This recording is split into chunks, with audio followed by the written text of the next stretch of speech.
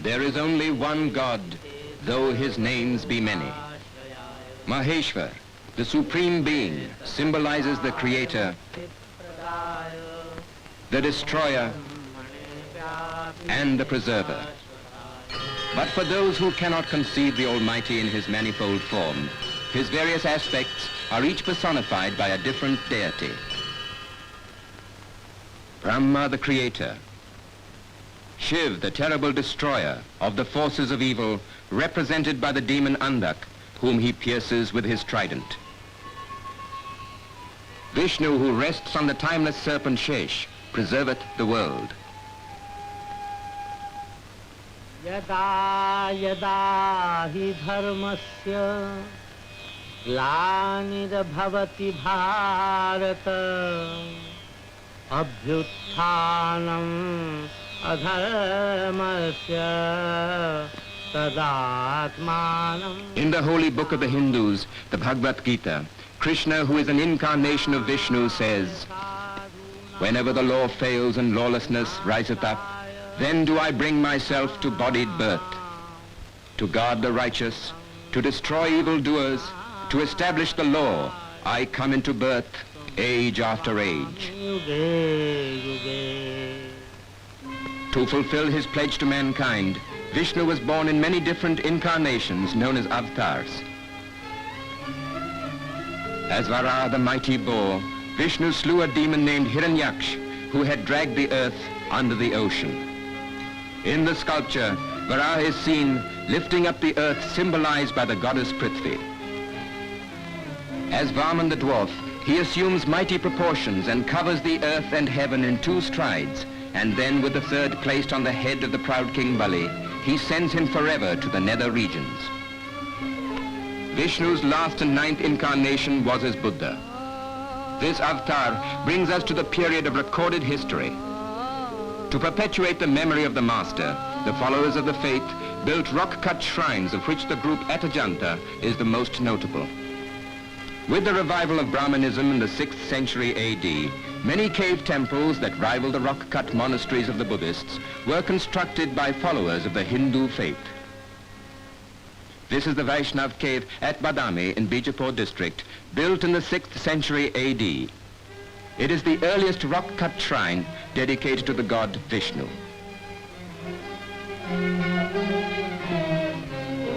It is famed for the bracket figures which flank the capitals of its richly ornamented pillars. These amorous couples are the embodiment of beauty and grace and signify the dual aspect of creative energy.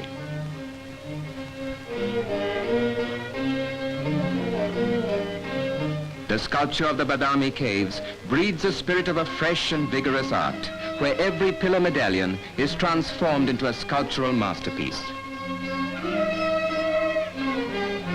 Even the elaborate ceilings have sculptured medallions, while friezes of fat dwarfs yield a comic relief to the somber setting.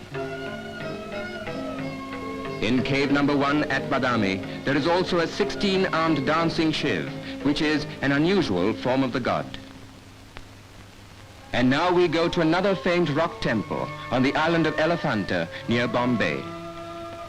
Today it is a popular haunt both of devotees of art and of pleasure seekers. But in the days of its pristine glory, it was known as Puri, the jewel of the 7 seas. Here dwells Shiv as the great Maheshwar, wrongly called the Trimurti. It is not known which dynasty of kings constructed this shrine, but it certainly belongs to the 7th century AD and not later. Its sculpture is the high watermark of post-Gupta art. This is the marriage of Shiv with Parvati, the daughter of Himalayan, who underwent an austere penance to win the god's love. And here stands Shiv erect to bear the weight of the river Ganga on his head as she descends to earth. This is Shiv as Ardnarishvar, one of his many forms in which he combines in one figure the concept of both god and goddess. At Ellora in Hyderabad state is a series of cave temples of the Buddhist, Brahmanical and Jain faiths. The earliest of the Brahmanical caves, and almost contemporary with Elephanta, is the Dashavatara excavation, notable for the high quality of its carving and its fine sculpture.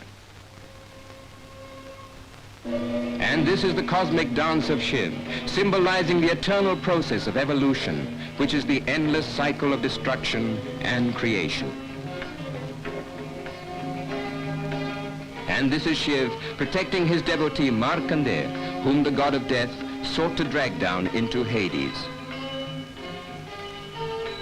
The Rameshwar cave at Ellora of the 7th or early 8th century AD invites comparison with the Vaishnav cave at Badami because of its beautiful bracket figures, though the pillars are of a different order.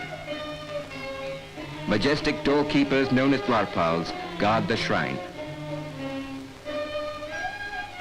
Here also is seen a dancing Shiv. Note the thick corded sacred thread and the heavy crescent necklace worn by the god. His consort Parvati watches the dance in admiration.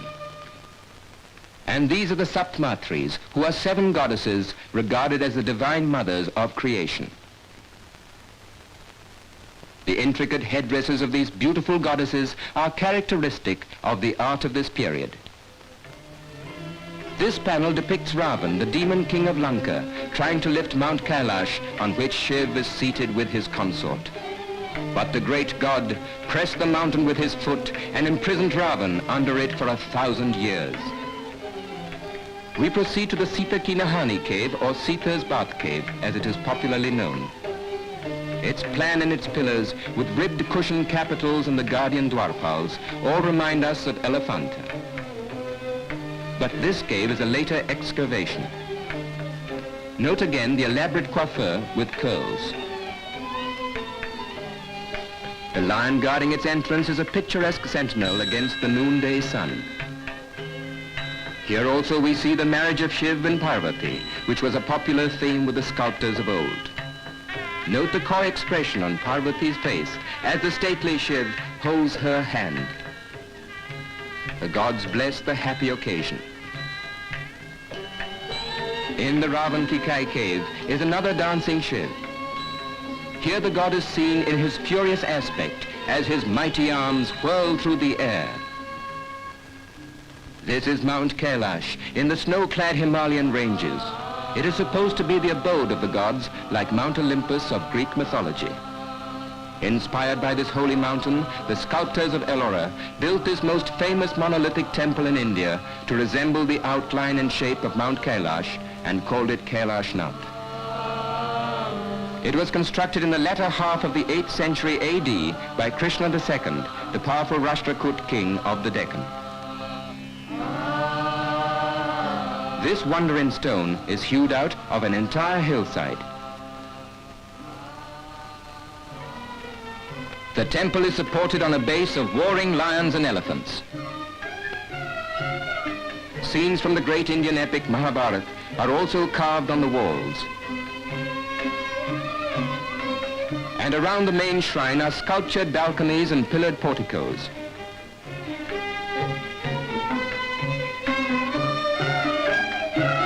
In the shrine itself is the Shivaling, the emblem of Shiv.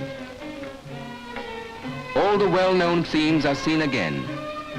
Shiv protecting Markandeya, Vishnu's 3 strides, whence he is known as Trivikram. And in this shrine are the graceful forms of the river goddesses, Ganga, Yamuna, and Saraswati, who symbolize the 3 holy rivers. These magnificent pillars of the vase and foliage design are in the gallery popularly known as Lankeshwar. The dance of Shiv was indeed an oft-repeated theme, the dance without beginning and without end. In these miracles of stone did the kings of old express their devotion to their many gods, and it was Vishnu who said, Brahma and Shiv and I are one. Who worshipeth me, worshipeth us all. Param Lakshanam Lakshanam.